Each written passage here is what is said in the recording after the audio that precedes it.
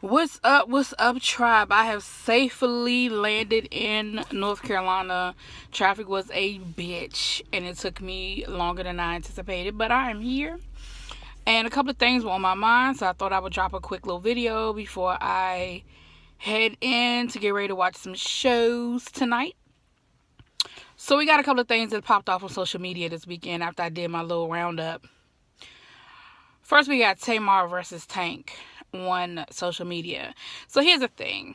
Last week, and I'm not sure the exact timeline, but I believe it was last week, Tamar had a show in Philadelphia. Her band didn't show up, make a long story short. And she posted some text messages from at least one of the band members saying he missed his flight and da da da da da da da da da. Never showed up. So Tank posted a video with Tamar's band saying, "Hey, you looking for your band? Well, I found them. They're here. They're good people. They're alive and well. And there's a reason why they ain't show up. You need to check with your people." I believe he was insinuating Vince. He didn't say Vince's name, but usually when people are talking about check with your people, Vince is somewhere in that mix. And so, come to find out, the reason why the band supposedly, quote unquote, didn't show up is because they hadn't been paid from the last gig. And they were like, we ain't got paid yet. Excuse me, so we not showing up for this one because we don't know what the dealio is. Now, we do know that their plane ticket was paid for and their hotel room was paid for. So their accommodations were covered, but I guess they felt like they didn't get a check from the last show. Now, why Tank felt the need to post what he posted on social media, I do not know. What I believe what he was, because I was looking at some other reviews and stuff, and some other people were saying, well, he didn't post that. Tamar never said their name. Tamar said her band didn't show up. But here's the thing: the music industry is a community just like anywhere else, and it wouldn't take a lot of investigation to figure out that who her band is and who these guys were, and as a result their reputation could possibly be ruined or questioned if it came out later on that they did not show up as they were supposed to for a gig and left Tamar hanging. I understand why Tamar did what she did on social media, because she was telling her fans, look, you didn't get the show you were expecting, because the show went on, but I believe she probably just had to do voiceovers or a cappella or whatever because she didn't have a band. So she probably just had a DJ playing her music and her singing over her music. Which, who the fuck wants to pay to see that, right? So I understood where Tamar was coming from by saying, look, this is why I didn't show up, and look, here's the receipts of people saying they missed their flight. I get it. She didn't say any names. However, if I'm in the industry, it's not like I would have to do a lot of work to figure out who the guys were that left Tamar hanging, and as a result, it would ruin their reputation. I think Tank, his reason for doing the video was to say, look, these guys are not bad guys. They had a good reason for not showing up. And without putting too much more business out there, you need to talk to your people before you brand them or think that they did this horrible thing to you. You need to check with your people and find out what happened. I feel like you could have called her.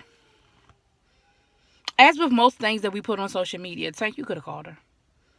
You know what I mean? Like, I feel like you added a little extra oomph in there. And I don't know if it's because you got beef with Tamar, you got beef with Vince, or you just messy.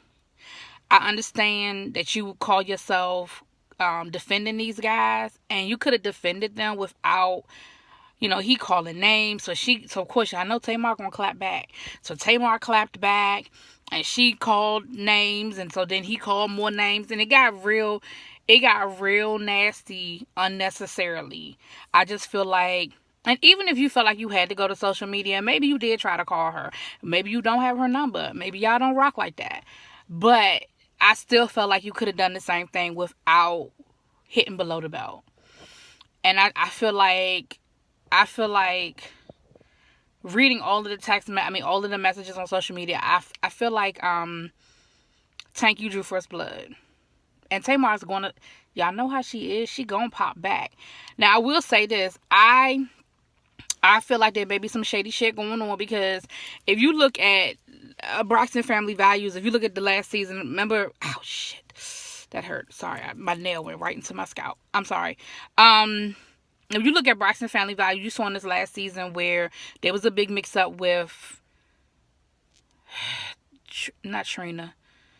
Trina, Tawanda, Tracy. I had to go through the T's, y'all.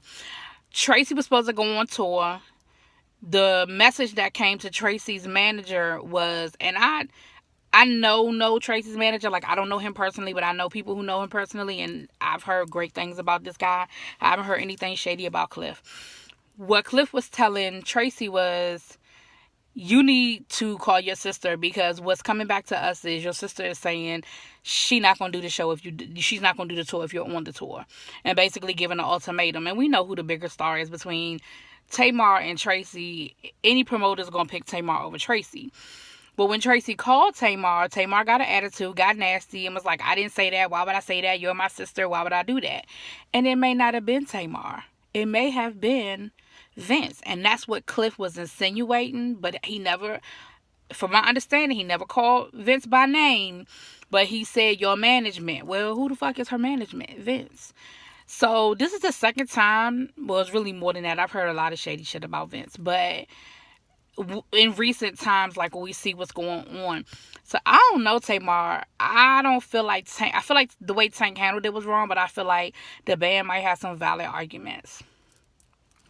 The second thing that done popped off is Leandria Johnson being canceled off of Essence, and her doing all these lives and going on and making these lives about her unhappiness.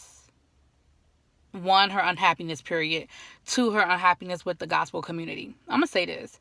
I feel like she's been unhappy with the gospel community for a long time. Gospel was her way in. She won Sunday's Best. She has a beautiful voice, but I think that she was never the quote-unquote mold of a gospel artist. And here's the reality. We know people are not perfect. We know that there are a whole lot of people in the church who just as dirty, or if not worse, than what's quote-unquote outside of the church. But what I will say is this. I feel like you know what the expectation is. And if you call yourself wanting to... I saw her... she did Uncensored on BET. And I watched it. And it gave me a little bit of insight. And she feels like she has to minister to people differently. That she has to... I don't want to say get in the gutter with people, because I don't feel like she's getting in the gutter.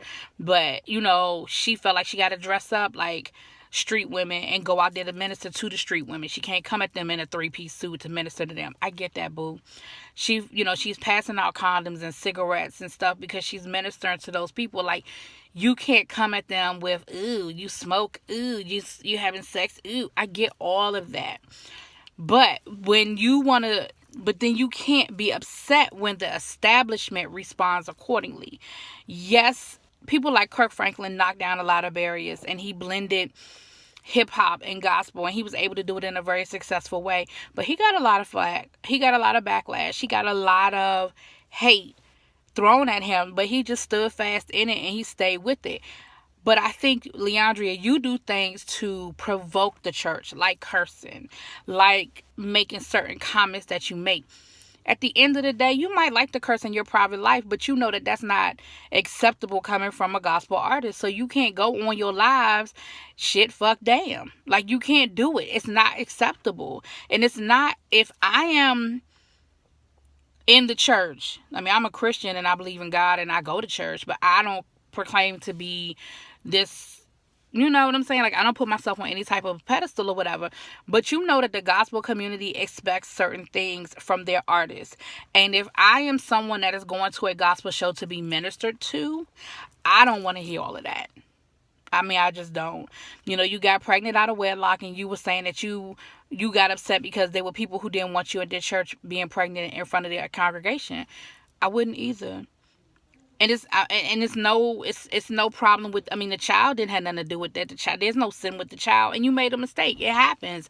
Like, you were in a relationship, you were having premarital sex, and you got pregnant. You chose to keep your child. That is great. I'm not questioning that. However, once again, if I am preaching to my congregation Sunday after Sunday about not indulging, about not giving into to those desires, about waiting until marriage, then no I'm probably not going to put somebody in front of my congregation who is clearly pregnant out of wedlock and is unapologetic about it. And I think that makes the difference too. You got to understand, you're unapologetic about it. If that's how you choose to run your ministry, again, I'm not going to question how you choose to run your ministry. But what I am going to say is you can't be upset when people respond the way they respond. In your live, you dared Essence to cancel you. And so they did. Then you came back and act like you were upset by it. Talking about, well, I have freedom of speech. I have freedom of speech. You absolutely do. But like I tell my students all the time, you do not have freedom of consequence. I tell my students all the time, you have freedom of speech. You can cuss out the principal if you want to. You had the right to do it. But guess what? Now there's a consequence for that right. So there's not, people get that mixed up. You do have freedom of speech, but in some situations and in some environments, there's a consequence to that. So when you tell people you quit, you just quit, you tired and you quit, and you cussing, and you talking about Pastor Wayans, who has all the respect in the world, and how he treated you, again, you cannot be upset when people respond the way they respond. At the end of the day, everybody trying to make money.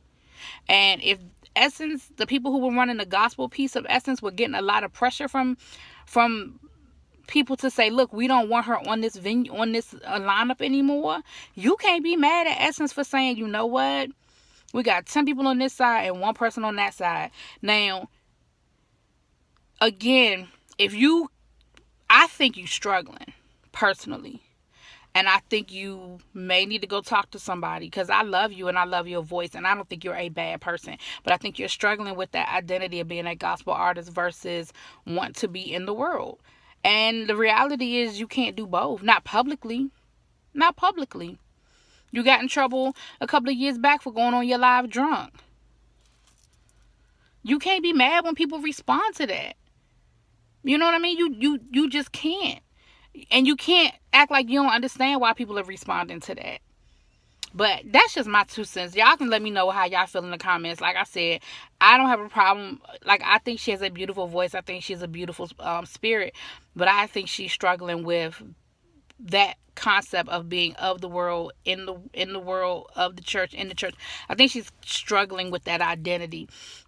And maybe you need to take a step back from gospel for a while. Maybe you should just try to do an R&B album that has some spiritual songs on the album, because you clearly love God and you clearly have a ministry that you're passionate about. But maybe you need to go about it in a different route for now. Anyway, just my 2 cents. I will check you guys out later. I'm going to try to hurry up and get to where I'm staying so I can get Pose and Potomac done tonight. I told you guys that I'm going to be, I'm not at home, so I'm about to go where I'm staying with a friend. So I'm about to get all that stuff straight now. Give me something to eat, and I will see y'all later on tonight. Peace.